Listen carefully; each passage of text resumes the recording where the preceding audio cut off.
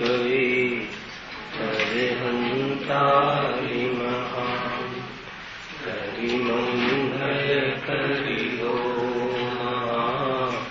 ग्रंथ करण को खाते मिले समाज सन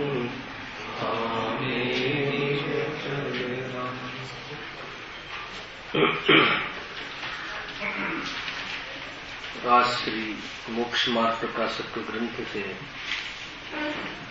प्रथम अधिकार अंतर्गत अभियंतादिक थी प्रयोजननी सिद्धि प्रकरण में अभियंतादिक निमित्त थी अर्थात तेमना वाणीना माध्यमथी अनेक प्रकारनो लाभ अर्थात घाती कर्मनी मंदता में आत्म पुरुषार्थनो अवसर प्राप्त थाय से અને તે પ્રકારે વિતરાગ વિજ્ઞાનતા નામના સુખની પ્રાપ્તિ થાય છે. પરમાત્મા પ્રકાશક ગ્રંથમાં પણ ભગવાનની વાણીમાં અર્થાત સર્વજ્ઞ ભગવાને કરેલા દ્રવ્યના સ્વરૂપની ચર્ચા કરી. ગુણ પર્યાય વદ દ્રવ્યમ गुण पर्यायों सहित वर्तमान अवस्था अर्थात तो जानवानी क्रिया तेनो गुण ज्ञान एना सहित ते वस्तु एम द्रव्यनी सिद्धि करी ते प्रकारे पोतानी वर्तमान दशा सहित ते छ द्रव्यनी स्वतंत्र सिद्धि करी. आ रीते छ द्रव्यनी स्वतंत्र सिद्धि थता दृष्टि अने ज्ञान में पराधीनता नो भाव तूटी जाए छे, मोहनो नाश थाय छे, सुख नो उत्पाद थाय छे अने आत्मा चैतन्यपणे कायम रहे छे. एवं उत्पाद वे द्रव्यपणे आत्मा हमेशा रहे छे एवी जातनी चर्चा आजना प्रवचन में पण आवे. हवे त्यार पछी बीजा पहलू में बहुत सरस प्रश्न कर्यो छे. पेज नंबर 8 अंतिम पेज में अंतिम पेरेग्राफ से तेमनाथी एवा प्रयोजननी तो ए प्रमाणे सिद्धि थाय छे. तेमनाथी एटले अभियंतादिकथी एवा प्रयोजननी केवा प्रयोजननी वितराग विशेष ज्ञान रूप अर्थात तो अतीन्द्रिय सुख रूप संसारना भाव रूप मुक्ति रूप मोक्ष रूप એવું જે પ્રયોજન મૂળ પ્રયોજન એકાંતે મૂળ પ્રયોજન એવા પ્રયોજનની તો સિદ્ધિ થાય છે એ તો ખ્યાલમાં આવી ગયું. એ પ્રમાણે સિદ્ધિ થાય છે. પરંતુ જે વડે ઇન્દ્રિય જનિત સુખ ઉપજે વા દુઃખ વીણશે એવા પ્રયોજનની સિદ્ધિ તેમનાથી થાય છે કે નહીં? પ્રશ્ન ખ્યાલ આવે કે નહીં? શું કહે છે કે પરંતુ જે વડે કે અતિન્દ્રિય સુખની તો વાત સંસારની બહાર નીકળી ગયા એ તો ખ્યાલમાં આવી ગયું કે એ પ્રયોજનની સિદ્ધિ તો સુખી પણ થઈ ગયા સંસારની અર્થાત ચાર ગતિની બહાર નીકળી ગયા. પણ સંસારમાં રહીએ તો જે ઇન્દ્રિય જનિત સુખ છે જે વડે અર્થાત તો જેવી જેના વડે ઇન્દ્રિય સુખની પ્રાપ્તિ થાય શાના વડે? ધન આદિ વડે, બહારમાં અનુકૂળતા આદि વડે, अनुकूल संयोगों आदि वड़े एना निरोगी शरीर वड़े बहारमां एवी जातिनी अनुकूलताओं द्वारा पांच इंद्रियना विषयोमां अनुकूलता मळे एवी जातिनी स्थिति के जेना वड़े इंद्रिय सुख भोगवामां अनुकूलता रहे अने प्रतिकूलता रूप परिस्थितिओनो अभाव थाय एवी कोई व्यवस्था अर्हंतादिकनी भक्ति द्वारा कहीं प्राप्त थाय से कि नहीं? प्रश्न ये छे. प्रश्न बराबर समझो कि बात तो बधी बराबर है कि मुक्त थई जाइए, मुनि बनी जाइए, है ने अर्हंत बनी जाइए, वैराग्य आवी जाए है ने त्यां तो बधी बराबर बात है.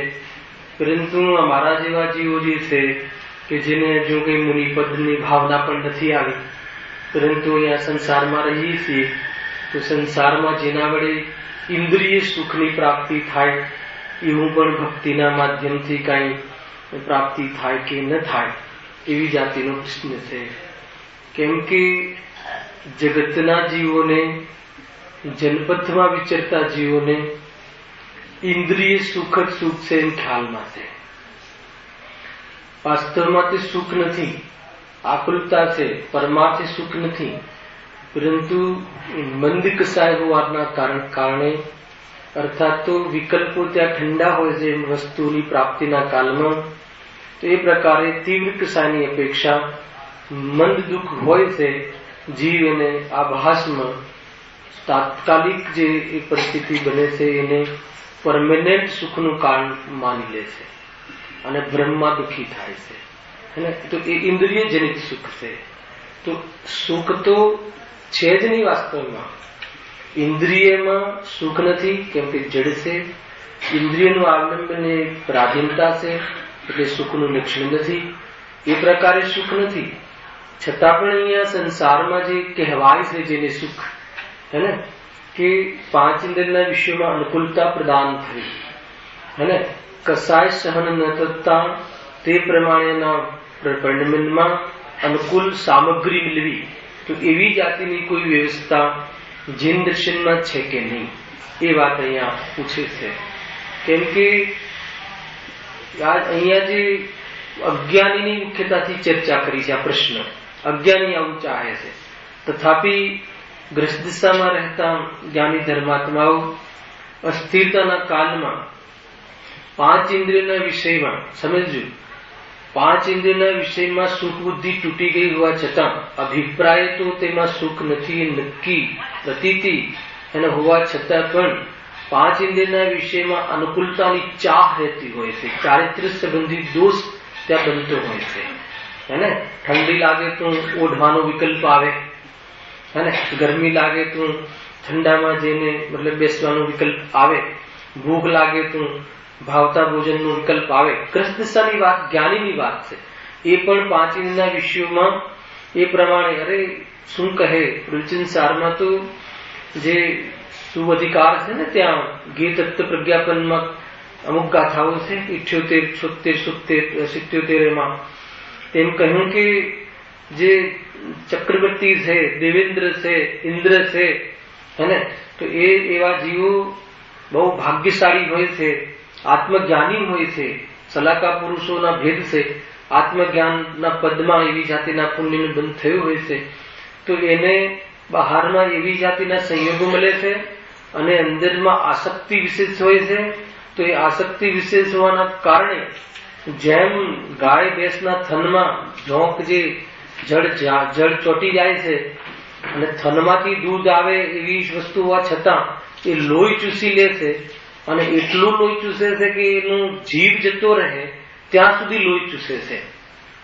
એ પ્રકારે આ ચક્રવર્તી આદિ પાંચ ઇન્દ્રિયના વિષયમાં જળોની જેમ ચોટે છે. જ્ઞાની ધર્માત્માની વાત છે, હૃદયની વાત છે. જળોની જેમ પાંચ ઇન્દ્રિયના વિષયોમાં કસાય બરદાસ્ત ન થતા અને બહારમાં એવું સામર્થ્ય, પરિણતિમાં સામર્થ્ય અને યોગ્ય સામગ્રી એ બધી અનુકૂળતાઓ હોવાના કાલમાં આત્મભાન હોવા છતાં પણ ચારિત્ર્યના દોષના અંતર્ગત સ્થિરતાજન્ય પરિણતિમાં એવી જાતિની પ્રવૃત્તિ જોવા મળે છે. ખ્યાલમાં આવે કે નહીં? તો ત્યાં કહે છે કે છતાં પણ તે જીવને કામના હોતી નથી. ગજબની વાત એ છે. તે આ પદાર્થોની માગણી ભક્તિની સામે માગતા નથી.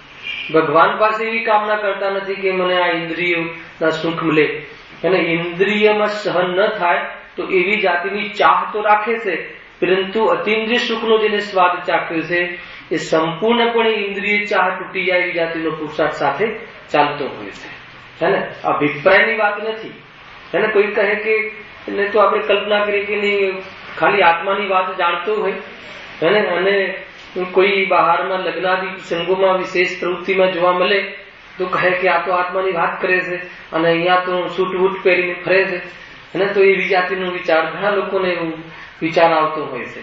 એવું સ્વરૂપ નથી, હે ને. મુનિપદ અલગ વસ્તુ છે, ગ્રસ્ત દિશામાં ચડતી વિતરાગતામાં 11 પ્રતિભામાં થતો વિકાસ અલગ વસ્તુ છે, અને અવ્રત રૂપ છે અસંયમ રૂપ જીવન અલગ વસ્તુ છે, અને આત્મદર્શન સહિત. પણ કોઈ જીવ એમ સમજીને કે આટલી છૂટ છે એમ કરીને આદરે તો કહે છે કે એ તો જૈન ધર્મનો દુશ્મન છે અને આત્માનો દુશ્મન છે, એની વાત અહીંયા નથી. આ તો જ્ઞાની અસ્થિરતા જનને જીવનમાં પણ આવી જાતિના 5 ઇન્દ્રિયના વિષયોમાં અને ગજબની વાત છે કે જ્ઞાની ધર્માત્માને તો એટલો ભાગ્યશાળી હોય છે કે આત્મદર્શન થયા પછી એ દરિદ્રના ઘરે તો જન્મ જ થતું નથી. અને આવી પણ પૂરી સંસારમાં કે દુકાન કરવી પડે, ધન માટે દેશાંતર જવું પડે, અને એવું હોતું જ નથી. કર્મભૂમિના જીવની વાત કરું છું, અને ભોગભૂમિમાં તો સવાલ જ નથી. પરંતુ કર્મભૂમિમાં જ્યાં અસી નસી કૃષિ દ્વારા આજીવિકાની જ્યાં ગોઠવણ થાય છે, ત્યાં પણ એવા જીવો એવી જગ્યાએ જન્મે છે કે બસ એને ખર્ચવાના જ હોય પૈસા, એવી જગ્યાએ જન્મ થાય છે. કહ્યું ને માછલામાં મોતી હોય, દરિયામાં મોતી સહિત એવી જાતિના ક્ષેત્રોમાં જ્ઞાની ધર્માત્મા જન્મ લે છે. હે ને, ધન લૂંટાવા માટે પેદા થયું હોય છે. અને રાજા મહારાજાઓના ઘરે પેદા થાય છે કે એને એક જ કામ કરવાનું હોય કે સોના મહોરો આપો, બસ ખુશ થઈ જઈને સોના મહોરો આપો એમ. એને કાંઈ બી થોડી ખુશી થઈ તો કહે પ્રધાનને કે સોના મહોર દે દઉં, એને 2 ગામ આપી દો, એને આટલું આપી દો, બસ એ માટે જ જન્મે હોય. મતલબ એવી જાતિની બહારમાં સમૃદ્ધ ઘરોમાં આત્મદર્શન પછી આવી બંધ પડે તું, અને એના પહેલા આવી બંધ પડેની વાત નથી. અને આવી બંધ પડ્યું ના હોય અને આત્મદર્શન પછી જે અશુભ આયુ છે, અશુભ ગતિ છે, એવી જાતિના બંધ પડતા નથી. પુણ્ય બી એટલું વિશેષ ત્યાં થાય છે. તો 5 ઇન્દ્રિયના વિષયમાં એટલી બધી અનુકૂળતા હોય છે, રોકટોક ના હોય. દાન આપવું હોય તો પૂછવું ના પડે. અને અહીંયા આપણે 1000 રૂપિયા ખાવા હોય તો કેટલું બધું પૂછવું પડે છે. ઘરે પૂછવું પડે, પત્નીની રજા લેવી પડે, પુત્રને બી પૂછવું પડે. કોઈ ગઢામાં બાપ હોય તો કહે કે લખાવીએ કે ના લખાવીએ. પોતે કમાયેલા હોય તો પણ, અને એવી જાતિના કર્મ ફૂટેલા હોય છે જીવોના. તો આ તો આત્મદર્શન સહિતના પુણ્યની વાત તો અલગ છે. પરંપરા મોક્ષનું કારણ કહ્યું ત્યાં ગાથાઓમાં, અહીંયા પણ કહ્યું કે પરંપરા મોક્ષનું કારણમાં એવી અનુકૂળતાઓ હોય છે કે વિશેષ શ્રમ આદિ ત્યાં કરવાનો વિકલ્પ હોતો નથી. એટલે આત્માનુભૂતિના વિશેષ ત્યાં અનુકૂળતા પણ રહે છે. પરંતુ એનો અર્થ એમ નથી કે બહારમાં અનુકૂળતા હોય એ જ ધર્મ કરી શકે. એવી જાતિનું સહેજ શું કરે છે, સહેજ સ્વરૂપ અંદરમાં વિશુદ્ધિ હોય આત્મદર્શન સહિત, તો એમાં એવી જાતિની બહારમાં અનુકૂળતા મળે છે. પરંતુ એવી અનુકૂળતાની કામના ભગવાન આદિના દર્શનથી કરતું નથી. મૂળ વાત એ છે. અને એવી કામના જ્ઞાની ધર્માત્માને હોતી નથી. અજ્ઞાની ને જ્ઞાનીમાં મૂળ ફેર એ છે. બહારમાં આવે એટલું નહીં, ભોગવે પણ. અજ્ઞાની ભોગવે અને જ્ઞાની પણ ભોગવે, પરંતુ એ ભોગની કામના ભગવાન પાસે કે ભગવાન મને આવું મળી જાય તારી ભક્તિથી, અર્થાત હું આત્મવિચાર કરું છું, એ એમ સમજે કે મારે આટલી કસાઈ એટલી રહે છે કે આમાં હું વશ થઈ આવું છું. અને પોતે વશ થઈ જાય છે હું બરાબર ખ્યાલ બી કરે. જ્ઞાની ધર્માત્માની આખી પરિણતિ જુદી હોય છે. હે, કોઈ એનો ઉલટો અર્થ ન કાઢે.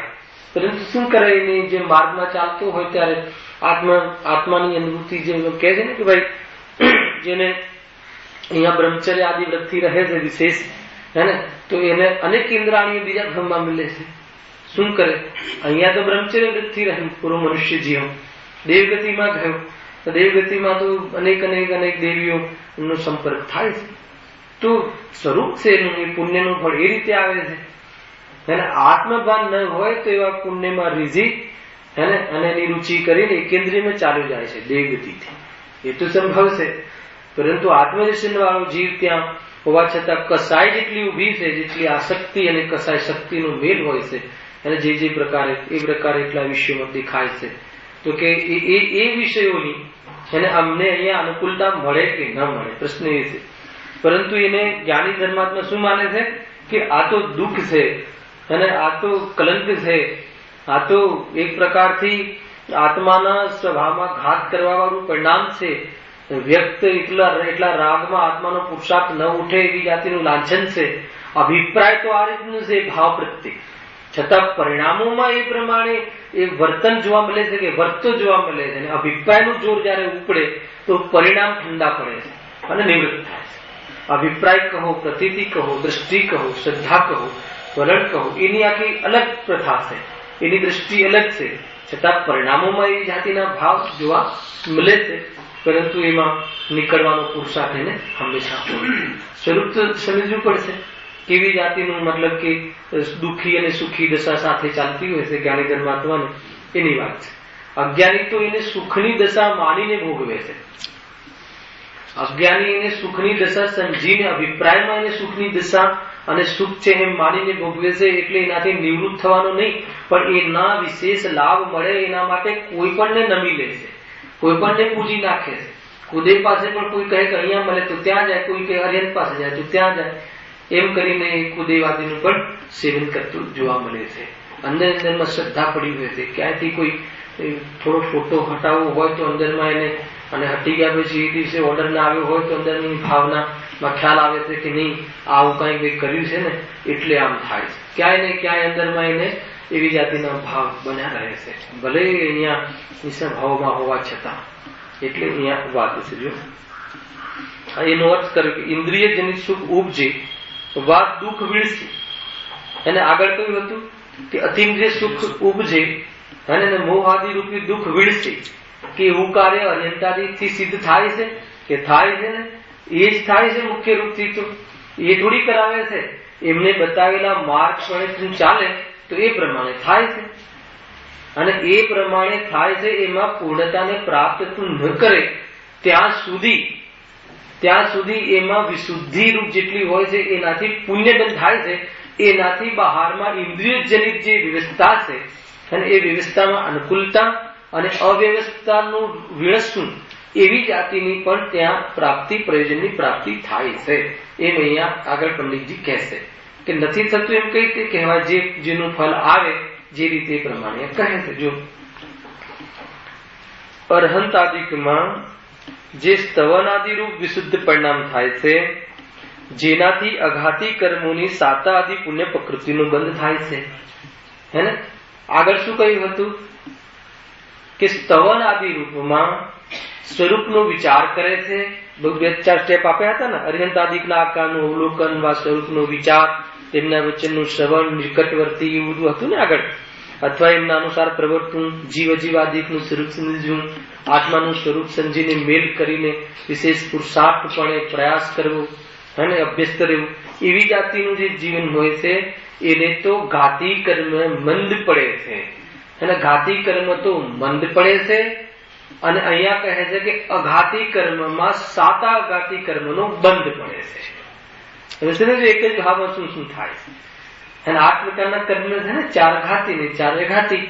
ઘાતી કર્મ આત્માના પરિણામો સાથે સંબંધ કરે છે, અર્થાત તો એનું ફલ આત્માના પરિણામોની જે હીનતા, સ્વભાવમાં હીનતા થાય છે, અર્થાત તો પ્રગટ થતું નથી અને સ્વયંના કારણે નિમિત્ત પ્રધાન છે. અને અઘાતી કર્મનું ફલ ક્યાં આવે છે? સંયોગોમાં આવે છે. બે પ્રકારે છે, એક સાતા અસાતા અથવા પાપ રૂપ ને પુણ્ય રૂપ.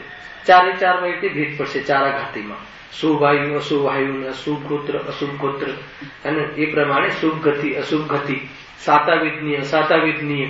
તો એ પ્રમાણે ચાર પ્રકારના કર્મમાં આ રીતે પુણ્યરૂપ અને પાપરૂપ ભેદ પડે છે. તો અહીંયા શું કહે છે કે સ્તવન આદિ કરે. જો સ્તવન આદિ કરે તો પાપનો બંધ તો ન જ થાય, પુણ્યનો જ બંધ થાય. ભલે એવું લખ્યું શાસ્ત્રમાં કે એને સ્વરૂપની ખબર ના હોય તો પણ હત પુણ્યનો બંધ થાય છે. સામાન્ય સાધારણ પુણ્યનો, હે ને, નીચ પુણ્યનો, અધમ પુણ્યનો પાપ બંધાય છે. મેં શબ્દ કહ્યો હે ને, આગળ કહેશે અભિપ્રાયથી પાપ બંધાય છે. પછી પહેલા અઘાતીમાં શું છે? કેમ કે પાંચ ઇન્દ્રિયના વિષયો એ એકાંતે પાપરૂપ છે.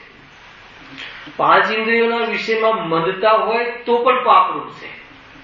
પરંતુ પાંચ ઇન્દ્રિયોના વિષયથી વિરક્ત થઈ હે હજુ એને પ્રયોજનની ખબર નથી કે અર્હતાથી શું થાય. ભલે કોઈ બી જગ્યાએ જાય પણ પાંચ ઇન્દ્રિયના વિષયથી વિરક્ત થાય તો કસાયની મનતાથી એનું ફળ આવે જરૂર. પણ આ તો કહે છે કે અર્હંતાદિક પાસે આવે કે જે સમસ્ત પ્રકારના પાપ પુણ્યથી રહિત થવાનો માર્ગ બતાવે એવા અર્હંતોની પાસે આવે. એની ચર્ચા છે અહીંયા. એટલા માટે આ પ્રથા છે ને કે જે પૂજનમાં વાજિંત્ર આદિ જે નાદ કરીએ છીએ, વગાડીએ છીએ, તો એનાથી જીવ જોડાય છે.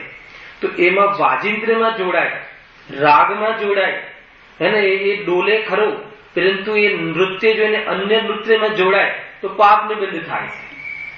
પરંતુ એ નૃત્યમાં ડોલે ખરો અને ભગવાનને કશો જ ભાવ ખબર નથી કે શું છે રાગ ને શું છે વિતરાગતા, પણ એટલો એમાં ભગવાનના સ્તવન આદિમાં જોડાય તો સામાન્ય પુણ્યનું પણ બંધ થાય છે.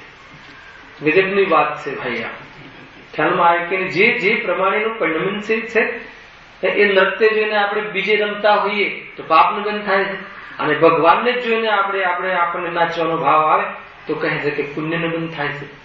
પરંતુ ત્યાં 5 ઇન્દ્રના વિષયમાં બુદ્ધિ જતી રહે તો પાપનું બંધ થાય છે, અને 5 ઇન્દ્રના વિષયમાં બુદ્ધિ ન જાય, સમજો, શુભમાં રહે તો પુણ્યનું બંધ થાય છે.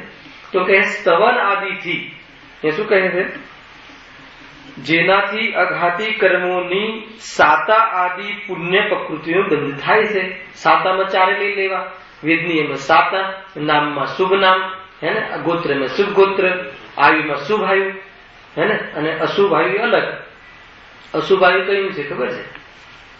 4 આયુ છે ને, નરક આયુ, તિર્યંચ આયુ, મનુષ્ય આયુ, દેવ આયુ.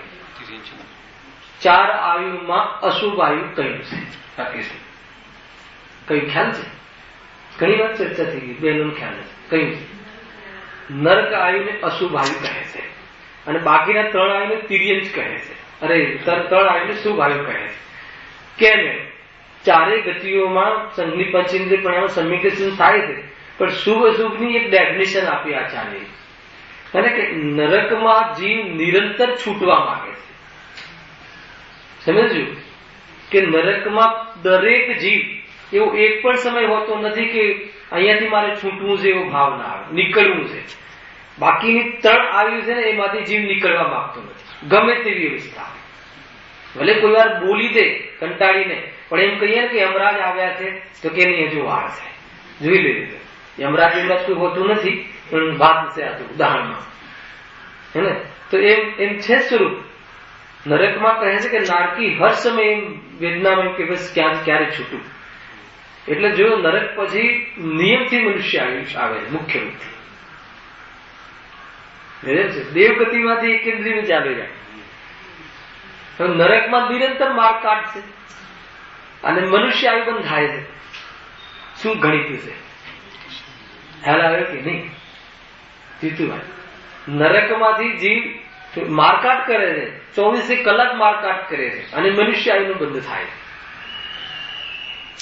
તો એ પર્યાયગત યોગ્યતા છે ત્યાંની મારકાટ, અને એ ત્યાં રહેવું નથી, એ એની કસાયની મનતા છે. મનુષ્ય આયુનું બંધ પડે, ગજબ છે. અને દેવગતિમાંથી એકેન્દ્રિય સુધી બંધ પડી જાય. ઝાડમાં જતો રહે, ગામના મતલબ કે ગાંદરે રહે 1000 વર્ષ સુધી વડલા પર, હલાવે કે નહીં? કેવી જાતિનું સ્વરૂપ છે. તો એ રીતે અશુભ આયુ કયું છે? નરક આયુ. અશુભ તો એ પ્રમાણે કહ્યું કે ત્યાંથી જીવ નીકળવા માંગે. જીવ જ્યાં રહેવા ના માંગે એને અશુભ કહેવાય, એવી ડેફિનેશન અપેક્ષાથી કહ્યું છે. શુભ અશુભ આ બધા એક પ્રકારથી અપેક્ષિત કથનનું છે. વાસ્તવમાં તો એ વાત યાદ રાખવી કે આત્માને આયુ હોતું નથી. આત્મા અનાદિ અનંત હોય છે, આત્મા ગતિ રહિત હોય છે, આત્મા ગુણસ્થાન રહિત હોય છે. પરંતુ બહારના સંયોગોમાં જે પ્રકારે જે પરિણામોનું ફળ આવે છે સર્વજ્ઞના જ્ઞાનમાં છે, અને તે ફળ આવ્યા પ્રમાણે ક્યાં આવે છે, અને એમાં આત્માનો શું રોલ છે, અને આત્માને ન જોવે તો એ રોલ કેવી રીતે ભજવે છે, અને આત્માને જોવે તો એ રોલ કોઈ રીતે એને કોઈ તકલીફ આપતું નથી. એવી અનેક પ્રકારે વસ્તુ સ્વરૂપને સમજવા માટે બહારની વાત સમજવી છે. બીજી અન્ય અભિપ્રાય લઈને નહીં સમજતા કે હા તો આપણી વાત આવી નહીં, સ્તવન આદિથી પુણ્ય તો બંધ થાય છે ને, ઠીક થયું, આપણે એક તો જોઈતું હતું 5 ઇન્દ્રિયના વિષયોની અનુકૂળતા, એના માટે બહુ સ્પેશિયલ કથન આગળ કહ્યું છે, અને બહુ સરસ વાત આગળ કરી છે. તો એ પ્રમાણે સમજ્યું કે આ તો જે છે ફેક્ટ છે, એક પરિણામનું ફળ શું આવે છે એ સર્વજ્ઞના જ્ઞાનમાં છે, અને ફેક્ટ છે કે આનું ફળ આ જ આવે. તો એ પ્રમાણે સ્વરૂપ છે, એ વ્યવસ્થા છે, અનાદિ અનંત વ્યવસ્થા છે. આ અનાદિ અનંત સુધી તમે ભાવ કરો તો અનાદિ અનંત વ્યવસ્થા છે. ખ્યાલમાં આવે કે નહીં? અને અનાદિ અનંતને જોઈ લો તો ક્ષણિક વ્યવસ્થા છે, અર્થાત તો વ્યવસ્થામાં છે, આત્માની અવસ્થામાં નથી. એ બધી વ્યવસ્થા આત્માની વ્યવસ્થામાં છે ને. ન ભોગવવું આપણા હાથમાં છે, ઉદય આપણા હાથમાં નથી. ખ્યાલમાં આવે કે નહીં? બહુ ઊંચી વાતો છે આ પેરેગ્રાફ, અને આ આખો પોર્શન બહુ વિસ્તારથી આપણે લેશું. આનંદ આવે એવી વાત છે. શું કહે છે કે અરહંત આદિકમાં જે સ્તવન આદિ રૂપ વિશુદ્ધ પરિણામ થાય છે, જેનાથી અઘાતી કર્મોની સાતા આદિ પુણ્ય પ્રકૃતિનો બંધ થાય છે, એ બતાવો કે સ્તવન આદિથી થાય છે હું વાક્ય બાજુ ને બરાબર ભૂલ સુધારજો કે અરહંત આદિ જે સ્તવન આદિથી અઘાતી કર્મોની સાતા આદિ પુણ્ય પ્રકૃતિનું બંધાય છે.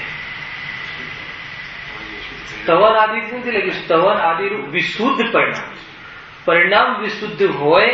ગુરુદેવ કઈ કેમ ઘણી વાર કસાયની બનતા હોય તો પુણ્ય બંધાય. બહુ મતલબ કે જબરજસ્ત કથન, આપણને ખ્યાલ આવે કે ક્યાંથી બોલે હે ને, કે મંદિર આવે પરંતુ વ્રતાદિ કરે પણ એમાં પણ કસાયની બનતા હોય તો પુણ્ય પણ બંધાય, અને કસાયની બનતા ન હોય તો પાપ જ બંધાય. માનાર્થે કરે, ધનાર્થે કરે તો કે એને તો પાપ પુણ્ય પણ ન બંધાય. અને વ્રતાદિથી ધર્મ તો જ્ઞાનીને પણ ન થાય હે ને. વ્રતાદિથી ધર્મ તો કોઈને ન થાય, સ્વરૂપ જેમ હોય એમ થાય, પણ વ્રતાદિને જ્ઞાનીને વ્રતાદિ હેતુ બને. હાલ કે નહીં, કેમ કે એવી અનુકૂળતામાં એને આત્માનો સ્વાદ ચાખેલો છે, એટલે વિશેષ સ્વાદ લે એટલે બહારમાં વિરક્ત રહે એને વ્રત કહે છે. ખ્યાલ આવે કે નહીં? ગજબની વાત છે. તો એ રીતે સમજવાની આખું જે આજે છે ને એ પ્રમાણે સમજવું, અને એ રીતે એનું ક્લાઇમેક્સ છે આ બધું. જો વળી જો તે પરિણામથી તે પરિણામ ખ્યાલ રાખો.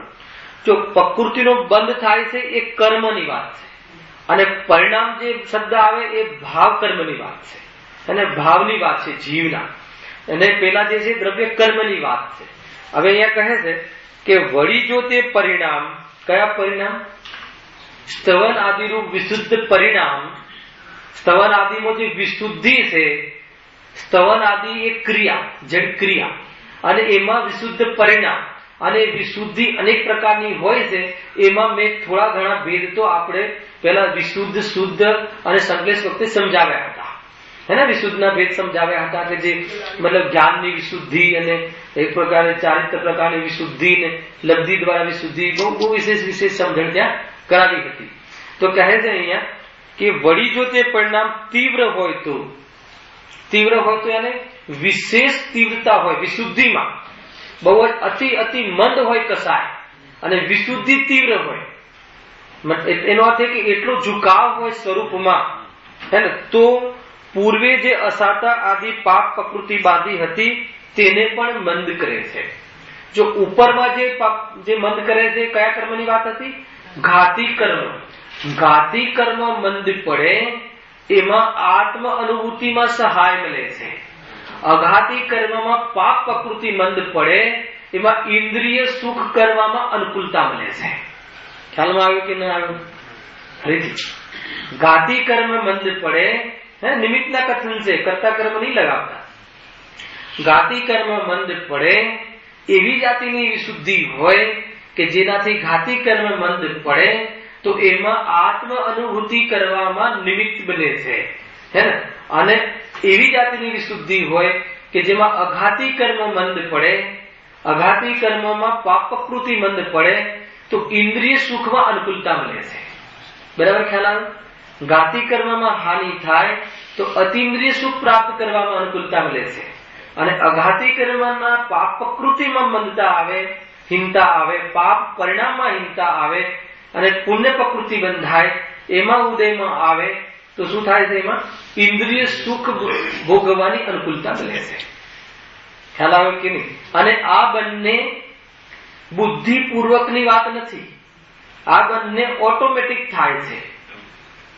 આત્માનું કલ્યાણ કરવા આત્મા સ્વરૂપનું બહુ જ એકાગ્રતાથી વિચાર કરે એ વખતે ઉદ્દેશ ના હોય કે એ વખતે છે તો મંદ કસાય, પરંતુ મંદ કસાયથી પુણ્ય બાંધવાનો ઉદ્દેશ ન હોય એવા જીવોને આત્મા અનુભૂતિ વિશેષ કરવાના પુરુષાર્થમાં એવા વિકલ્પ ઉપેક્ષિત થઈ અને અતિન્દ્રિય સુખની પ્રાપ્તિ કરી લે છે. છતાં પણ પૂર્ણતા પ્રાપ્ત ન થાય ત્યાં સુધી એવી જાતિની વારંવાર થતી વિશુદ્ધિના ફલમાં હે ને અઘાતી કર્મમાં પુણ્ય પ્રકૃતિનો બંધ વિશેષ થાય છે, અને એ વિશુદ્ધિ વિશેષ હોય, વિશેષ દેવ ગુરુ શાસ્ત્ર પ્રત્યે આસ્થા જે થયેલી છે એવા વિશેષ પ્રકારના પરિણામ ઝૂકે અને તૈયાર થાય કે મારે આ પ્રમાણે માર્ગમાં ચાલવું છે, અને વિશેષ પ્રકારે સ્વરૂપના સંબોધનના વિચાર આવે તો એવી જાતિની વિશુદ્ધિમાં પૂર્વે જે પાપ પ્રકૃતિ બાંધી હોય હે ને એને શું કહે છે? એને નહીં, અપકર્ષણ. સંક્રમણમાં તો પાપનું પુણ્ય થઈ જાય. આ તો પાપમાં હીનતા આવે. હીનતા આવે ને અપકર્ષણ કહે છે.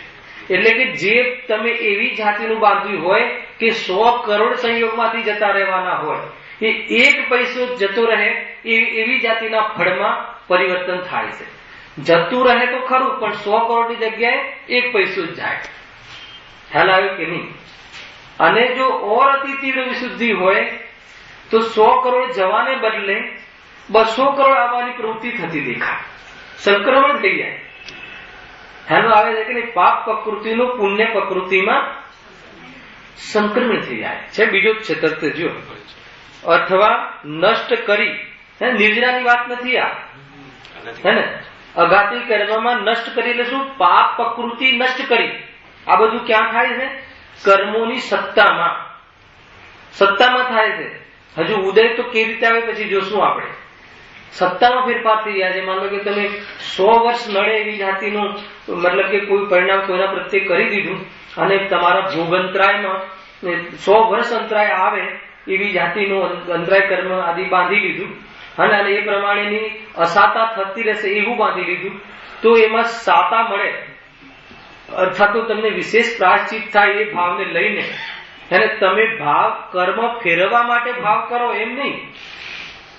એને ઈમાનદારીથી એમ થાય કે અરે રે એને અનેક પ્રકારના જીવો છે અને મારાથી આવું કૃત્ય થઈ ગયું, જરા પણ ઉદ્દેશ નહોતો એની સામે કહેવા માટે કે સમાજને બતાવવા માટે કે કોઈ બેનર માટે એમ નહીં. અંદરમાં હૃદયમાં એવી જાતિના ભાવ ઘણી વાર થાય છે. કોઈને બતાવવા માટે નહીં, ઘણી વાર એવી જાતિના પ્રાયશ્ચિત થાય છે. તો ઓટોમેટિક એ કર્મમાં એવી જાતિની વ્યવસ્થા પડી જાય છે કે એ જે પાપ પ્રકૃતિ હતી એ સામા ફેરવી જાય છે. લખ્યું અથવા નષ્ટ કરી પુણ્ય પ્રકૃતિ રીતે પરિણામ આવે છે. કોણ પરિણામ આવે છે? સ્વયં પરિણમે છે. પણ કયા પરિણામના નિમિત્તથી? જીવના સ્તવન આદિ રૂપ, ભગવાનના સ્તવન આદિ રૂપ વિશુદ્ધ પરિણામના નિમિત્તથી. અને એવી વાત છે. સ્તવન આદિમાં શું? વિતરાગતા છે. વિતરાગતા ગમે કે અરે આ રાગ તો કરવા લાયક નથી. કેટલો રાગ રહે છે, કેટલો દ્વેષ રહે છે. કોઈ જીવ પ્રત્યે દ્વેષ કરવા જેવું નથી. કેમ કરવા જેવું નથી? કેમ કે દ્વેષથી દુઃખ સ્વયંને પણ થાય છે અને એવા દ્વેષથી સામેવાળા અજ્ઞાની જીવને વિશેષ દુઃખની પ્રાપ્તિ થાય છે. તેવી જાતિના દ્વેષને કરવા લાયક પરિણામ નથી. હજુ કરે છે પણ એમ અંદરમાં એને એ પ્રમાણેની વૃત્તિ વધે તો કહે છે કે પૂર્વમાં બાંધેલા કર્મમાં પણ પાપ પ્રકૃતિમાં હિંતા આવે છે અને કદાચિત વિશેષ વિશુદ્ધિ હોય તો પાપ પ્રકૃતિ નષ્ટ થઈ અને પુણ્ય પ્રકૃતિમાં પરિણત થઈ જાય છે. આ કર્મ થિયરી બતાવી. કર્ણાન યોગના મહાન જ્ઞાતા અને આને અધ્યાત્મ રસથી લખે છે અને એ રીતે આ ટોડરમલજીની શૈલી રહી. ગજબની વાત છે. હજુ અલ્પવિરામ છે કે જે પુણ્યનો ઉદય થતા ઇન્દ્રિય સુખના કારણભૂત સામગ્રી સ્વયં મળે છે. એક શબ્દમાં વજન છે. અશોકભાઈ શું કહે છે કે જે પુણ્યનો ઉદય થતા, પુણ્યના ઉદય પહેલા નહીં મળે, લાખ તૂટી જાય. એક તો એક શબ્દમાં આગળ તમારે સમજવું હોય તો હે ને આ રીતે વાંચન કરવું જોઈએ જીતુભાઈ. કેમ કે જ્ઞાનીના એક શબ્દમાં પરમાગમ. આપણે એમ લાગે પુણ્યનો ઉદય થતા વાંચી, પુણ્યનો ઉદય થતામાં શું ભાવ આવે રાકેશભાઈ? એના પહેલા લાખ કોશિશ કરે, ઇન્દ્ર રીઝી જાય અને દરેક મિત્રને એમ થાય કે આને બધું જ મળી જવું જોઈએ અને બધા જ ચાહે તો પણ એનો પુણ્યના ઉદય ના હોય ત્યાં સુધી કહે છે કે ઇન્દ્રિય સુખ કરતા તો બહારની અનુકૂળતા એને પ્રાપ્ત થતી નથી. તમને એમ લાગે કે નહીં આપણા જમાઈને કે આપણા દીકરાને કે આપણા બનેવીને કે આપણા પડોશીને જેને કે એને બહુ સરસ બંગલો મળી જવો જોઈએ, મહેનત કરે અને પોતાના ઘર માટે બાર્ગેનિંગ ન કરે પણ એના માટે ઘણું બધું કરવા જાય પણ એનું ભાગ્ય ફૂટેલું હોય, એના ઉદયમાં ન હોય તો ન જાય. ગજબની વાત છે. શું કરવું હતું પછી? કરવું કે ન કરવું કે કોણ કરે પેલા એ ખ્યાલ રાખવું અને કરવાના ભાવ આવે તો કોણ કરે એ ખ્યાલમાં રાખવું. બંને જણાય અને તો એનાથી દુઃખ નહીં થાય. આરોપ નહીં આપવી, નહીં તો તરત જ કે તમે આમ થોડું પહેલા આવી ગયા હોત તો તમે થોડું ઢીલ આપી હોત તો બધું થઈ જાત ને આમ આરોપ આપીને પાછું ગનબંધન ગયા કરે છે. જીવ હર સમય સ્વરૂપથી ચૂકીને બંધન રૂપ અનુભવ કરે છે હર સમય. અને સ્વરૂપ ત્યાં આવે દ્રષ્ટિના સ્વરૂપથી બીજો અગર એ અવિજિત હોય, દ્રષ્ટિના સ્વરૂપથી પણ વિજયન હોય, તો કહે છે કે બહારના જે રાગાદીના કાલોમાં પણ કેવું રહે છે? ફકીર રહે છે, અલખ નિરંજન. ભાવો આવે વસ્તુ હોય ત્યાં પણ છૂટો ને છૂટો, જુદો ને જુદો રહે છે. એવો નિરંજન મહાત્મા છે આત્મા, અંજન રહિત અને કાળાશ રહિત, રાગદ્વેષની કલીમાં રહિત. જે જબરદસ્ત ચર્ચા છે આની અંદર. જો જે પુણ્યનો ઉદય થતા ઇન્દ્રિય સુખના કારણભૂત સામગ્રી સ્વયં મળે છે. બીજું શું છે? સ્વયં મળે છે. ખ્યાલ આવ્યો કે નહીં? કે મહેનત કરવાથી મળે છે. આ તો બહુ મોટો પ્રશ્ન છે. હે ને, લૌકિકની નીતિ છે. લોકમાં ભણાવે ને, પેલા સ્કૂલોમાં ભણાવતા ને કે ભાઈ નસીબમાં છે, નસીબમાં છે, એમ કરીએ અને કાર્યને મહેનત ના કરીએ તો મળી જાય ખરું? ખાલી મનોરથ કરીએ કે મળી જાય, મનમાં વિચાર કરીએ તો મળી જાય ખરું? મહેનત તો કરવી પડે. બોલો કોને આવું નથી થતું? વાત બરાબર છે, પુણ્યના ઉદયથી મળે, પણ મહેનત કરવી તો પડે ને. બોલો આવું દરેકને થાય છે કે નહીં? આપણે દીકરાને એમ કહીએ કે નહીં બેટા બરાબર ને, કે આપણે અહીંયા મંદિરમાંથી જઈએ એટલે એમ તો કહી શકીએ નહીં કે ભાઈ મારાથી મળે છે. ભલે માનતા હોય, કહીએ તો એમ જ કે ભાઈ પુણ્યથી મળે છે, પણ મહેનત તો કરવી પડે. ભાગ ચલ જલ્દી જા, ઓફિસે જા, આમ જા તેમ જા, કહીએ છે કે નથી કહેતા? એ ગજબની વાત છે. પણ કહે છે કે જો એ તો કોઈ બી ક્ષેત્રમાં પ્રમાદ જે છે ને, છે ને કે ભાઈ એવા બધા શ્લોકો પણ છે ત્યાં કે સૂતેલા સિંહના મોઢામાં કઈ હરણ આવીને પડશે, એને ઝૂમતું પડે છે ને એના ખોરાક માટે. એવી જાતિના ઉદાહરણો છે. તો કહે છે કે ભાઈ પ્રયાસ તો કરવો પડે કે ના કરવો પડે? હા, એને પુરુષાર્થ કહે છે. બહારમાં મહેનત ને પુરુષાર્થ કહે છે, હે ને, બહારમાં મજૂરી ને પુરુષાર્થ કહે છે, ખોટી જગ્યાએ ઉદ્યમ ને પુરુષાર્થ કહે છે. જ્યાં ઉદ્યમ સંભવ નથી અને જ્યાં પુરુષાર્થ ચાલતો નથી ત્યાં ઉદ્યમ કરે છે. નવમો અધિકાર. પુરુષાર્થથી મોક્ષની પ્રાપ્તિ થાય, અવળા પુરુષાર્થથી સંસારની પ્રાપ્તિ થાય. જે મોક્ષનો પુરુષાર્થ છે એ પુરુષાર્થ છે, એ સિવાય કોઈ એ બાકી બધી મજૂરી છે, એ અલગ છે. નવમો અધિકાર, હે ને, બહુ સરસ અધિકાર છે. વિકલ્પ છે કે એવો અધિકાર સેપરેટ લેવો જોઈએ જેવી તમારે વિકલ્પ છે, એમાં બહુ સરસ નવમો અધિકાર છે. આપણે તો ક્યારે પહોંચીશું, પણ આવા વિશેષ ક્યારેક પ્રસંગોમાં લઈ શકાય એમ છે. જો શું કહે છે કે ભાઈ એમ થોડી મનોરથ કરીએ, ઘરે બેઠા બેઠા મનોરથ કરીએ કે નસીબમાં છે તો આવી જશે અને રોટલી મતલબ શેકાય ને પોતે સ્વયં મારી થાળીમાં આવી જશે. બોલો એમ થાય? આ રીતે વાત કરે તો કહે છે કે ભાઈ બસ એ જ તો રહસ્ય છે. કહે છે કે એ દુનિયાની નીતિ જુદી છે ને વસ્તુ સ્વરૂપ જુદું છે. કે વાસ્તવમાં અત્યારની ઇકોનોમી જોવામાં આવે તો અત્યારની ઇકોનોમીથી ખ્યાલ આવે છે કે એક મજૂર 24 કલાક મહેનત કર્યા પછી એનો સુપરવાઇઝર હોય એ બધા મજૂરથી વધારે સુપરવાઇઝર કમાય છે, અને સુપરવાઇઝર અને નોકરો સાથે મળીને એનાથી વધારે શેઠ કમાય છે. તો પુરુષાર્થથી મળે છે, એ વાત ક્યાં સિદ્ધ થાય છે? ખ્યાલ આવે કે નહીં? કોઈ કહે કે નહીં એ જીવ જે શેઠ હતો પહેલાથી મતલબ કે ભણેલું છે ને બહારમાં એવી જાતિની એને મૂડીને અનુકૂળતા છે, તો કે એ ભણવાની જેટલી એની બુદ્ધિનો વિકાસ સમજજો, અર્થાત તો એને બહારમાં એવી મૂડી જેવી એવું એ બી પુણ્યના આધીન છે. તો એ બી પુણ્યના આધીન છે ને. બહારમાં કોઈની વિશેષ બુદ્ધિ ખુલ્લી હોય છે, એ કોઈ પુરુષાર્થને આધીન નથી. ચતુરાઈ પુરુષાર્થને આધીન નથી, હે ને. ઘણા એન્જિનિયર થયા હોય પરંતુ સામાન્ય 15 વર્ષનો અનુભવી ત્યાં ફોરમેન હોય ને અંગૂઠા છાપ એ પ્રોડક્ટ બનાવી દે. તમને તો પ્રત્યક્ષ અનુભવમાં ખ્યાલમાં આવે ને, ફિલ્ડમાં જઈએ તો ત્યાંથી એલટી માંથી એન્જિનિયર આવે તો કઈ બી હોય તો ચોપડી ફેદ કરે કે હવે કેટલા થાવ ને કેટલા ઇંચ ને કેટલા mm. અને પેલો 15 વર્ષ જે અંગૂઠા છાપ હોય ને એ કહે કે આંગળીથી માપે કે અહીંયાથી આમ કરો થઈ જશે, ધાર દે ને કે પ્રોડક્ટ બને. તો કે ત્યાં બુદ્ધિ લગાવી કઈ જગ્યાએ નહીં કરો, ક્યાં જગ્યાએ છે કે નહીં ભાવ્યું છે. તો કહે છે કે એને પણ ચલો એમ માની લઈએ કે એને બુદ્ધિની અનુકૂળતા મળી તો એની બુદ્ધિ વધારવા માટે જે ભણવાના સોર્સ મળ્યા, એવા માતા પિતા મળ્યા કે 20 લાખ ખર્ચીને 25 લાખ ખર્ચીને અમેરિકા મોકલ્યું, તો એ વગર પુણ્ય થયું? પુણ્ય વગર ક્યાં સંભવ છે? તો કે એવા પુણ્યના આધારે થયું ને. તો આખિરકાર તો પુણ્ય વગર તો સંભવ જ નથી. એકાંતે પુણ્યથી મળે છે. હે ને, કહે છે કે જે ઇન્દ્રિય સુખના કારણભૂત સામગ્રી જે સ્વયં મળે છે, એક તો સ્વયં નિયમ છે કે સ્વયં મળે છે, બહારના નિમિત્ત પણ બીજા પેરેગ્રાફમાં ટોપિક્સ કહે છે કે સ્વયં જ મળે છે. માની લો કે આજે પેલા કોડ કોને હતો નહીં, 700 વર્ષ કોડ રહ્યો ને, શ્રીપાલ રાજા, શ્રીપાલ સાંભળો યાદ આવી ગયું, શ્રીપાલ રાજાને 700 વર્ષ કોડ રહ્યો ને, હે ને, અને એના રાણીનું નામ શું હતું? મેના. ખ્યાલ આવે કે નહીં? તો કહે છે કે એને માની લો કે એને પેલું સિદ્ધ ચક્ર વિધાન કરાવ્યું ને, સિદ્ધ ચક્ર વિધાન કરાવ્યું ને પછી અભિષેક એને છાંટ્યો ને, તો પછી અભિષેક છાંટ્યો તો પછી એને જે અનુકૂળતા મળવી જોઈએ એ દિવસે કેમ ના મળી? 700 વર્ષ પછી કેમ મળી? ખ્યાલ આવે કે નહીં? 700 વર્ષ રહ્યો, સિદ્ધ ચક્ર વિધાન પહેલા કરાવ્યું. ગજબની વાત છે. એ તો નિમિત્ત પછી ક્યાંય ને ક્યાંય નિમિત્ત નૈમિત્તિક પણ ઘટાવે છે, પરંતુ એમ છે નહીં.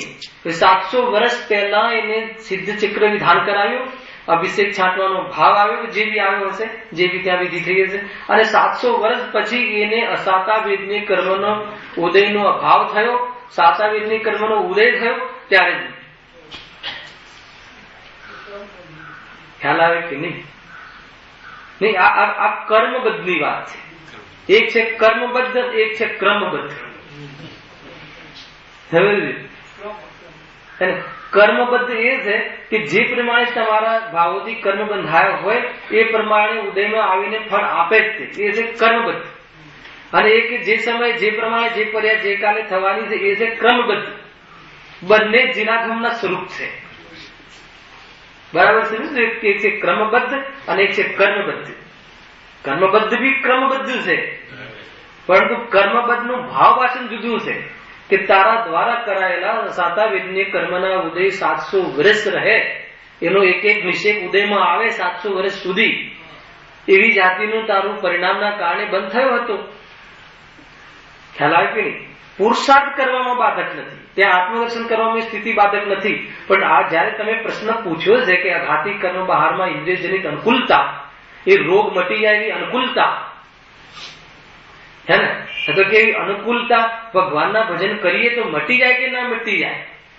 તો કે ના, એમ ના મટે, પણ એ વિશુદ્ધિથી જેટલી મટે એમાં શું અર્થ કહ્યો કે એ મટાડે એમ નહીં, પરંતુ પોતાની વિશુદ્ધિ હોય એ પ્રમાણે જે કર્મનો બંધ થયો હોય એ પ્રમાણે ત્યાં થાય. ખ્યાલ આવે કે તો જીવ શું કરે છે કે એ અભિષેક લે છે ને, શરીરે લગાવે ને, માલિશ કરાવે ને, અહીંયા લગાવે ને, એ કાંઈ નું કાંઈ ધરતી કરે છે. સ્વરૂપ નથી. ખ્યાલ આવે કે એનાથી એ કદાચ એ પ્રક્રિયા ન થાય તો એનાથી બગડતું પણ નથી. એને લોકો પડાપડી કરે છે અભિષેક માટે ને, આવીને કરાવડાવે ને, ધીરે ધીરે આગ્રહ કરે ને, પછી હેને, અને પછી કઈ છે નહીં. એ તો સામાન્ય પ્રાસુકતા પ્રક્ષાલન છે, છતાં પ્રતિમાની મહિમા છે કે પ્રતિમા ભગવાનના સ્પર્શથી થયેલો આ પદાર્થ છે. તો સામાન્ય ભગવાનની મહિમા, એવી ભગવાનના વિતરાગતાની મહિમાથી સામાન્ય એ પદાર્થને આપણે જે લલાટ છે જે આપણું, ત્યાં સામાન્ય એને સ્પર્શ કરવાની વિધિ છે. એનાથી આગળ કોઈ વિધિ નથી. એમાં પણ એ વિધિ પણ હવે જે પદ્ધતિ ચાલે છે કે કયું પાણી અભિષેકનું છે ને કયું પાણી હાથ ધોવાનું છે એ પણ ખબર ના હોય, તો અનેક જીવો દ્વારા એ અશુદ્ધ થઈ જાય, અને તો એ લેવાની કે ના લેવાની એ કઈ જરૂર જ નથી. ઘણી બધી વસ્તુ છે. અને જીવને પણ એમ છે ને પેલું જે કે હું રહી ગયો, અને ભગવાનના મતલબ કે એના જલના સ્પર્શ વગર હું રહી ગયો તો મારે મતલબ વિચલિત રહે કે કઈ હવે નહીં થાય ને, મને રોગ થઈ જશે ને, આમ થશે ને તેમ થશે. અંદરમાં પડ્યું હોય છે, આટલું બધું વિચારે નહીં પણ પડ્યું હોય, એને અહેસાસમાં અંદરમાં ભાર રહે છે. તો એ રીતે કહે છે કે આ તો સ્વતંત્ર છે. અને અસાતા વેદ્યનો ઉદય ખસે જે દિવસે, સાતા વેદ્યનો ઉદય આવે તો 1000 શત્રુ સામે ઉભા હોય તો કે તારો વાળ વાંકો ના કરી શકે, સ્વરૂપે નહીં. અને કઈ ભયને પ્રાપ્ત થવા જેવું છે જ નહીં. જૈનનું સ્વરૂપ સમજે લો, બહારનું વ્યવહાર સ્વરૂપ સમજે તો પણ ખ્યાલ આવે કે કેવી જાતિનું સ્વરૂપ છે. અને આ બધી ચર્ચા તો નિમિત્ત પ્રધાન શૈલીથી છે ને. આત્મદ્રષ્ટિની તો કેવી વાત હશે, અતિન્દ્રિય સુખ જેને પંચ માત્ર પણ પર પદાર્થની આવશ્યકતા ન લાગે એ તો કેવી જાતિનું સુખ હશે. આ બહારમાં અનુકૂળતા પણ આપણે તરતારો આપીએ છીએ ને, ડોક્ટરે આમ કર્યું ને એના કારણે આમ થયું ને, કે નહીં તારું અસાતા વેદની કર્મ, એ તો એ સંબંધી વિચાર જ કરતો નથી. તરત જ એમ કે નહીં આને આમ કર્યું. તારો સાતા વેદની નો ઉદય જ ના આવે તો બની શકે પેલાને ભાવ આવતો નથી અને તારા સાતા વેદની કર્મ નો ઉદય નથી. પોતાના તરફ તો ન સ્વભાવને પોતાના તરફથી જોવે છે કે ન પોતાના દોષને જોવે. દોષે બીજાનો જોવે છે ને સ્વભાવે બીજાનો જોવે છે. કામ કઈ રીતે થાય? ખ્યાલ આવે કે નહીં? દોષ પણ બીજાનો જોવે છે અજ્ઞાની, અને સ્વભાવ પણ ભગવાનનો જોવે છે. પોતાનો સ્વભાવ એવો છે જોતો નથી, અને બહારમાં જે થાય છે મારા કોઈ પૂર્વકૃત દોષ છે એના કારણે બહારમાં આવે છે, અને એ દોષ છે એ તો મોહરાગ દ્વેષ છે, અને બહારમાં જે થાય છે એ તો સંયોગ છે. એ તો ન દોષરૂપ છે કે ન નિર્દોષ રૂપ છે. પરદ્રવ્ય તો ન દુઃખરૂપ છે કે ન સુખરૂપ છે. સામગ્રી તો ન સુખરૂપ છે કે ન દુઃખરૂપ છે. ખ્યાલમાં આવે કે નહીં? કેટલું સરસ આમાંથી અધ્યાત્મ નીકળે. આટલું સમજી જાય તો એનો બહારનો લોક વ્યવહાર પણ વાસ્તવમાં વિલયવંત થઈ જાય, અને વાસ્તવમાં એનું તે સમજી જાય, એનો ઉદ્દેશ સમજી જાય તો કહે છે કે વ્યવહારનો અભાવ થઈ જાય, નિશ્ચય પ્રગટ થઈ જાય. ખ્યાલમાં આવે છે કે નહીં? સંપૂર્ણ નિશ્ચય પ્રગટ થઈ જાય અને આત્માની ધરા ઉપર એને પરમાત્માનું સ્વરૂપ જાગી જાય તો કહે છે કે દુનિયામાં છે કે તારી દુનિયા તો એક સમયની પર્યાયમાં 3 લોકાલોકને જાણવા વાળી એક જ્ઞાનની પર્યાયમાં અવ્યાબાદ આનંદ સુખ લઈને જન્મી રહી છે. એવી જાતિનો સ્વભાવ તારો છે એવું તું હાલ પ્રતીતિ કર. ગુરુદેવે કહ્યું સર્વજ્ઞએ તો છદ્રવ્ય રીતે જોયા છે, સર્વજ્ઞએ એ રીતે જોયા છે ને એ રીતે છે એવું તું હાલ નક્કી કરી શકે. મતિ જ્ઞાનની અલ્પ પર્યાય અને એવી વર્તમાન પર્યાય સહિત જે તું તારો જ્ઞાન ગુણ એવું તું ચૈતન્ય દ્રવ્ય છે તો પૂરેપૂરું દ્રવ્ય છે એવું તારા જ્ઞાનમાં આવી જાય તો કહે છે કે તારું મતિ સુખની ઉપાધિ રહિત થઈને આત્મજ્ઞાન થઈ જાય, અને એ જ સમ્યક જ્ઞાન નો વિકાસ થઈને કેવલ જ્ઞાન થઈ જાય, અને આત્મા તો કાયમી રૂપે કલા છે. આ સર્વજ્ઞની વાણી જૂઠી ના હોય, હે ને? સર્વજ્ઞની વાણીના સ્વરૂપનો અગર કોઈ જીવને અંદાજ આવી જાય, એનો આશય ખ્યાલ આવી જાય તો કે સર્વજ્ઞથી ઓછો કોઈ અપેક્ષા નથી. પર્યાય અપેક્ષા હોય તો હું ક્યાં પર્યાય છું? ખ્યાલ આવે કે નહીં? આખી રમત જુદી છે. પોતાને એક સમયની પર્યાય જેટલું જોતું નથી, જ્ઞાનના 8 ભેદ જેટલું જોતું નથી. 8 ભેદ જેની અવસ્થા જેનાથી અભિન્ન છે એવું દ્રવ્ય, જીવ દ્રવ્ય હું છું, શુદ્ધ છું, બુદ્ધ છું, અખંડ છું. ગાથા પર આપણે ત્યાં સાંભળીને ગજબ છે વાત, એટલે સમજવા જેવું છે ભાઈ. સ્વરૂપ શું કહે છે કે સ્વયં મળે છે, હે ને? એટલે ન તો કોઈ આપી જાય છે કે ન તો કોઈ મતલબ કે કોઈનાથી મળે છે, પરંતુ ન અભિષેક થી મળે છે. રોગ દવા માનો કે દવાથી નથી મળતું, દવા માફક આવી એના માટે સાતાવેદની કર્મનો ઉદય છે. ધ્યાનમાં આવ્યું કે નહીં? કે દવા તો લઈએ તો માફક નથી આવતી, ડોક્ટર ખોટો છે, તેની તારો સાતાવેદની કર્મનો ઉદય અત્યારે નથી એટલે માફક આવતી નથી. ખ્યાલ આવે કે દવા લીધા વગર પણ મટી જાય છે ક્યારેક, એવું પણ બને છે. દવા લઈને એમને પણ મટી જાય છે તો કે સારું થયું આપણે પૈસા બચ્યા, કે નહીં તારે અસાતાવેદની કર્મનો ઉદય ગયો ને એટલે તને અનુકૂળતા મળી. આ બહારમાં અનુકૂળતાની વાત ચાલે છે ને, ઇન્દ્રિય જનિત સુખ એટલે નિરોગી પણ, બહારમાં ભોજન આદિની વ્યવસ્થામાં અનુકૂળતા, એ સંબંધી ધનાદિનો ઉપાર્જન, એ સંબંધી જે અનુકૂળતાઓ છે. ખ્યાલ આવે કે માનો કે કેવું સ્વરૂપ છે? આ તો બહારમાં અપેક્ષિત કથનો છે જીતુભાઈ. માનો કે તમે 50,000 રૂપિયા કોઈ રિલાયન્સની સ્ક્રિપ્ટમાં લગાવવાનું, 50 લાખ રૂપિયા લગાવવાનું નક્કી, 50,000 ઓછું લાગે છે, 50 લાખ રૂપિયા માનો કે લગાવવાનું નક્કી કરી, બરાબર છે? હવે માની લો કે એક દિવસ 25 રૂપિયા વધી ગયું તો તમે કહો કે મને કહ્યું નહીં, આમ છે તેમ છે, અને બીજા દિવસે અડધા થઈ ગયા તો શું થાય કે આપણે બચી ગયા. તો આ બધું શું છે? સાતાની વાત છે. સામગ્રીમાં કઈ નથી થયું. અહીંયા તમને આ થોડી સાતા વર્તાઈ ને, આપણે બચી ગયા તો સાતાવેદની કર્મનો ઉદય છે, અને ત્યાં અસાતાવેદની, અરે કોઈને 100 ના 200 થઈ જાય તો પણ અસાતાવેદની નો ઉદય હોય તો કેમ આના 100 વધ્યા, ઓલાના 1000 વધ્યા તો પણ એ શાંતિ પ્રાપ્ત ના કરી. એને એ સ્વરૂપ છે. આ તો બધું લાઈવ છે ને, એટલે તરત ખ્યાલ આવી જાય. એનું પ્રેક્ટિકલ હોવું જોઈએ, બરાબર ને લાગે છે લાઈવ છે કે નહીં. તો એ બહાર શાંતિ મેળવી ને જે દુનિયામાં શાંતિ કહે છે એની વાસ્તવિક એ પરમાર્થ શાંતિ નથી, એ તો આભાસરૂપ શાંતિ છે. વાસ્તવિક શાંતિ તો સ્વભાવથી મળે એ સમજી લ્યું. પણ એવા એ અવસરમાં એવી જાતિના પુણ્ય ઉદયના કાળમાં કસાયની મનતાના વિભાગમાં આ શાંતિના સ્વરૂપને સમજવા માટે જીવ તૈયાર થાય. એક તો એક એ છે, અને બીજું એક નિમિત્તનું અર્થકથન છે કે અર્યંતના સ્વરૂપને સમજવાથી કસાય મંદ પડે છે. આ એમ પણ કથન છે કે જયારે સ્વરૂપ તમે સમજતા રહો કે અરે આમ છે, અરે આમ. માનો કે અત્યારે કોઈ જીવ આવી ગયું એટલી તો મનતા છે એને, પરંતુ હવે બીજી કઈ ખબર નથી. અને જયારે અહીંયાથી વાત સ્ટાર્ટ થાય કે ભાઈ તને જે બહારમાં ધન મળે છે તારાથી મળતું નથી, તારાથી મળતું હોત તો તું આ 2-5 કરોડનો સ્વામી થોડી હોત, તને લોક તારા ઘરમાં ઘુસેલા હોત. તો એવી અનેક પ્રકારની યુક્તિ દ્વારા એને જયારે કહેવામાં આવે તો કે આ તો બરાબર છે, આપણે તો મૂર્ખ છીએ, આ તો આપણે વિચાર કરીએ છીએ કે હું કમાય. તો એ પ્રમાણે એની જે હુંપણામાં જે શક્તિ હતી એ મંદ પડવા લાગી, આ શક્તિ મંદ પડવા. તો કોઈ બી રીતે અર્યંતાદિક તો પ્રયોજન તો બહુ વિશુદ્ધિ જે છે એમાં પ્રયોજન એમાં સિદ્ધ થાય છે. અને એમાં જો સ્વરૂપમાં ઘસડી ગયો ઉપયોગને તો ઘાતી કર્મની મનતામાં એ કાર્ય થવું એ થઈ જાય. અને એટલો પુરુષાર્થ ન જામે તો સામાન્ય ઇન્દ્રિયજનિત સુખનું પુણ્ય તો બંધાય છે. આત્મદર્શનમાં બંને બંધાય છે. લખ્યું ને રત્નગણ સાવકાચારમાં કે આત્માનુભૂતિ વાળા જીવોને સમ્યક દર્શન પ્રાપ્ત કરવા વાળા જીવોને મોક્ષ અને સ્વર્ગના સુખની પ્રાપ્તિ થાય છે. હાલ આવે કે નહીં? તો બે સુખ છે કે બે અલગ જાતિ છે.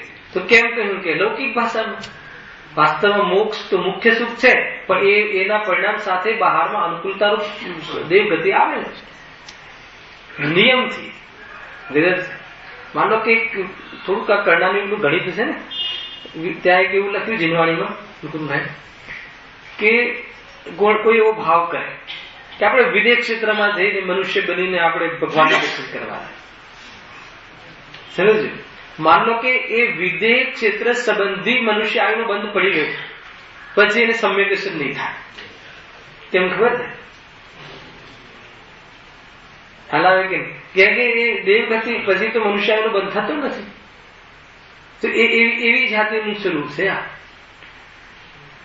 પછી ઓલો સિદ્ધાંત ભલે લગાવો તમે કે પૂર્વમાં બંધાયું છે ને આમ છે ને તેમ છે. તો આ બધું અમુક વસ્તુ સમજવા જેવું છે કે કોઈ બી ભાવના બહારમાં ભાવવા જેવી નથી, સ્વરૂપની જ ભાવના ભાવવા જેવી છે. મૂળ વાત તો એટલી છે. સામાન્ય કથન ઘણા લોજિક છે ત્યાં. જો જે પુણ્યનો ઉદય થતા ઇન્દ્રિય સુખના કારણભૂત સામગ્રી સ્વયં મળે છે, મહેનત કરવાથી મળે છે, ચતુરાઈથી મળે છે, પાપ કરવાથી મળે છે, એવું અહીંયા કઈ લખેલું છે? બદમાશી કરવાથી મળે છે, ટેક્સ ચોરી કરવાથી મળે છે. ખ્યાલમાં આવે કે નહીં? મતલબ કે પાપ પુણ્યનો ઉદય હોય તો ટેક્સ ચોરી કરતો હોવા છતાં પકડાય નહીં, એ તો થાય, પણ ટેક્સ ચોરી કરવાથી કમાય એમ ના બને. ખ્યાલ આવે કે નહીં? ઘણા જે મતલબ કે કેટલા બી એવા ખોટા કામ કરતો હોય તો પણ એ પકડાતો કેમ નથી? પકડાતો નથી કેમ? કેમ કે એને હમણાં એ જાતિનું પુણ્ય પ્રકૃતિનું ઉદય ઘણું આવવા વાળું છે. આમાં તો વિશેષ ચર્ચા. પણ જીવ શું સમજે છે કે મેં ચતુરાઈ કરી પહેલા તો, અને પછી કહે કે એનાથી હું કમાયું. તો કે નહીં, તારું પૂર્વ પુણ્યના ઉદયથી તું કમાયું છે. હે ને? એક બ્રેડ ચોરી કરે એને તો પકડાઈ જાય છે. હવે એ જીવનું એટલું જ પુણ્ય એ રીતનું પાપનું ઉદય, એવી સ્થિતિ બની. સમજ? અને જે અરબો ખરબો રૂપિયા મતલબ કે ઘરમાં નાખી દેશે નિષાદી બનીને, તો પણ એને હાર પહેરવા મળે છે. શું છે આનું રહસ્ય? શું છે આ બધા રિમોટ કંટ્રોલ ક્યાં છે? આનું શું છે? કંટ્રોલ ક્યાં છે? તો કે આ બધા કર્મ સામગ્રી અર્થાત તો એ પાપ પુણ્ય પરિણામના નિમિત્તે બંધાયેલા કર્મના હાથમાં. હવે જો એની આગળની લીટી પૂરી સાંભળજો, નહીં તો ઉલટો અર્થ ન નીકળે. તથા પાપનો ઉદય દૂર થતા દુઃખના કારણભૂત સામગ્રી સ્વયં દૂર થાય છે. ખ્યાલ આવ્યો કે નહીં? પુણ્યના ઉદય થતા મળે છે, અને પાપનો ઉદય શું લખ્યું? પાપનો ઉદય દૂર થતા પ્રતિકૂળ સામગ્રીનો વ્યય થાય છે, નષ્ટ થાય છે, અર્થાત વિયોગ થાય છે. એ અહીંયા સ્વરૂપ લખ્યું. એ પ્રમાણે પ્રયોજનની સિદ્ધિ પણ તેમનાથી થાય છે. નાનો પાડી કે તેમનાથી, એટલે આપે છે એમ નહીં, એમના સ્તવન આદિના કાળમાં વિશુદ્ધિથી ન તો તેમનાથી મોક્ષ મળે છે કે ન તો તેમનાથી સ્વર્ગ નર્ક મળે છે, પરંતુ એમના જે પ્રમાણે પોતાના ઉપાદાનથી એમના નિમિત્તપણે આ રીતે પ્રયોજનની સિદ્ધિ થતી જોવા મળે છે. હવે બીજો પોઈન્ટ છે, 2-3 મિનિટ છે ને, બીજો પોઈન્ટ થોડી શરૂઆત કરીએ છીએ, પછી એક લીટી છેલ્લી ઓલી વાંચી લેવી છે કે ઉલટો અર્થ ન કાઢે. અથવા જૈન શાસનના ભક્ત દેવાદિકો તે ભક્ત પુરુષને અનેક ઇન્દ્રિય સુખના કારણભૂત સામગ્રીઓનો સંયોગ કરાવે છે તથા દુઃખના કારણભૂત સામગ્રીને દૂર કરે છે. એ પ્રમાણે પણ એ પ્રયોજનની સિદ્ધિ શ્રી અરહંતાદિક વડે થાય છે, પરંતુ એ પ્રયોજનથી કઈ પોતાનું હિત થતું નથી, કારણ કે કસાય ભાવ વડે બાહ્ય સામગ્રીઓમાં ઇષ્ટ અનિષ્ટપણું માની આત્મા પોતે સુખ દુઃખની કલ્પના કરે છે. બહુ મહત્વપૂર્ણ કથન છે. આ એક એક શબ્દનો આપણે અર્થ કરીશું. છેલ્લી લીટી શું છે પેલી આમાં મારે બતાવી છે કે પરંતુ એ પ્રયોજનથી કઈ પોતાનું હિત થતું નથી. જેને પ્રશ્ન પૂછ્યો ને ભગવાનનું સ્તવન આદિ કરવાથી આ બધી અનુકૂળતાઓ તો મળી જાય ને, તો કે મળે ને, એની જેટલી વિશુદ્ધિ હોય એ પ્રમાણે મળે. અને વિશુદ્ધિના કઈ ભેદ છે?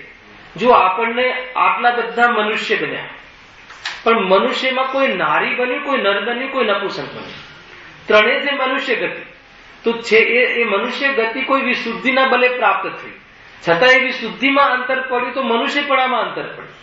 અને પુરુષ વર્ગ હોય તો પુરુષ વર્ગમાં બી અંતર પડ્યું, કોઈ કાળો, કોઈ ધોળો, કોઈ વામન, કોઈ કદરૂપ, કોઈ સુરૂપ, જે અલગ અલગ. એમ કેમ?